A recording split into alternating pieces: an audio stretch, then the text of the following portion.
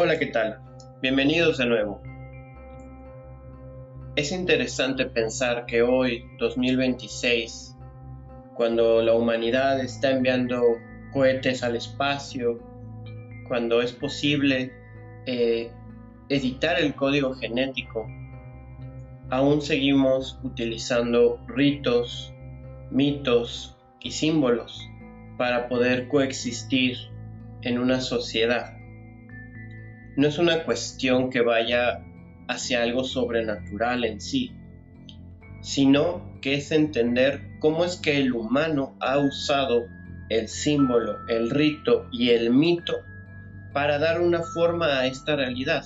Para poder entender esto hay que viajar hacia el corazón de la antropología, en la historia de las religiones, entender cómo es que desde los chamanes pasamos a los faraones y de ahí a toda esta cuestión que incluso hoy en día, en la era de la inteligencia artificial, no podemos dejar de estar siendo conectados o relacionados con esta tríada fundamental: rito, mito, símbolo. En la antigüedad, para que la magia funcionara, se necesitaban 3 elementos indispensables.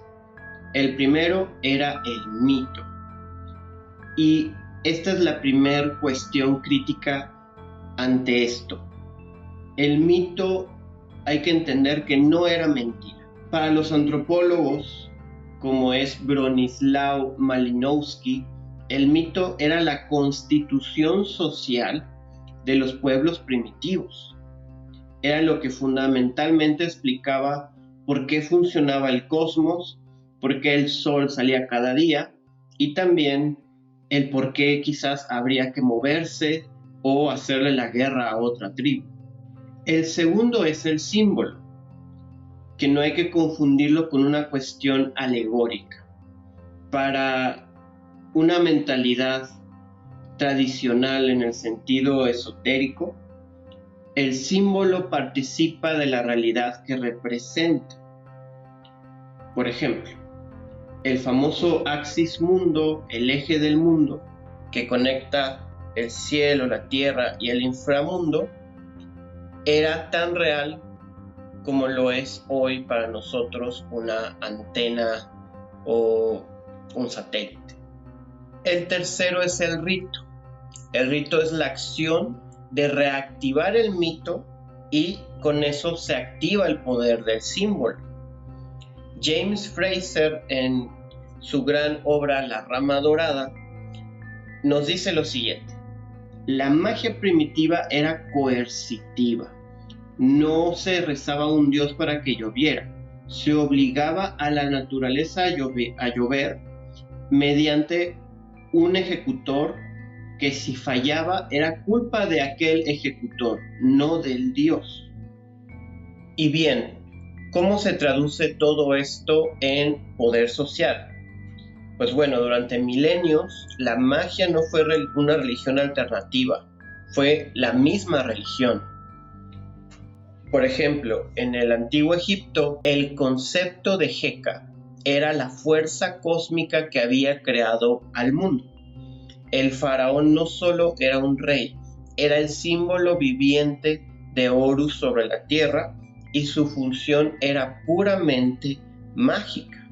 Después, en la Grecia clásica y con todos los misterios eleusinos, se deja entrever estas ceremonias iniciáticas que nos prometían salvación más allá de guardar el silencio sobre los símbolos.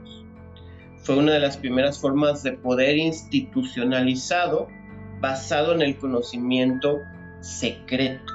Después la Roma imperial la usaría en forma de ficciones, que eran tablillas de maldiciones como una arma de control en contra de los ciudadanos. Después, en la Edad Media, la Iglesia cristiana hizo lo que toda buena estructura de poder haría: reinterpretó el mito, el rito y el símbolo y instauró el mito de la redención, el rito de la Eucaristía y el símbolo de la cruz, y todo esto se convirtió en un nuevo sistema social operativo que servía a esta religión como una herramienta de poder.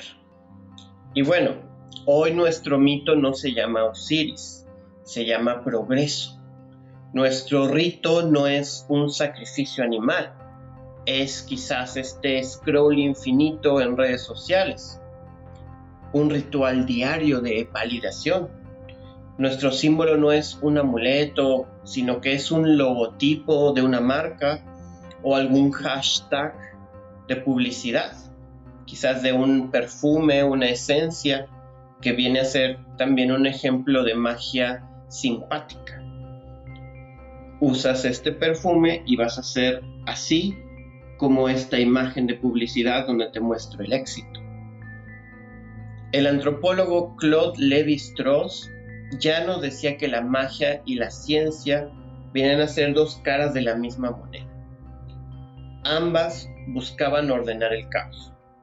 La diferencia es que la ciencia es autocorrectiva, mientras que los mitos modernos son cíclicos y muchas veces totalitarios.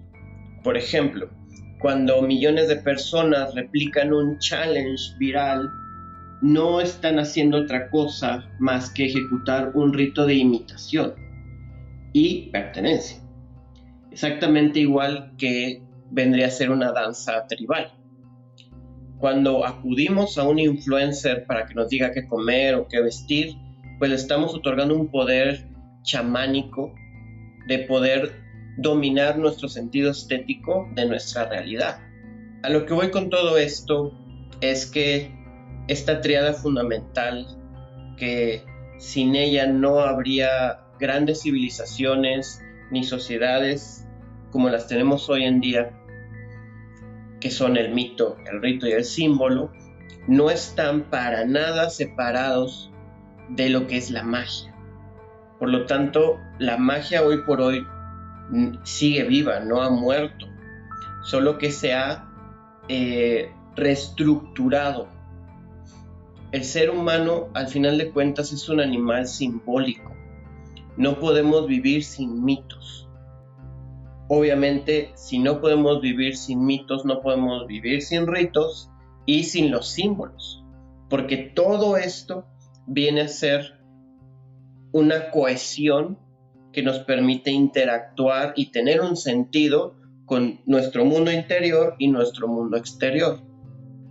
Por lo tanto, hoy en día la pregunta no es si crees en la magia, sino más bien en qué clase de hechizo estás tú metido, quizás sin saberlo.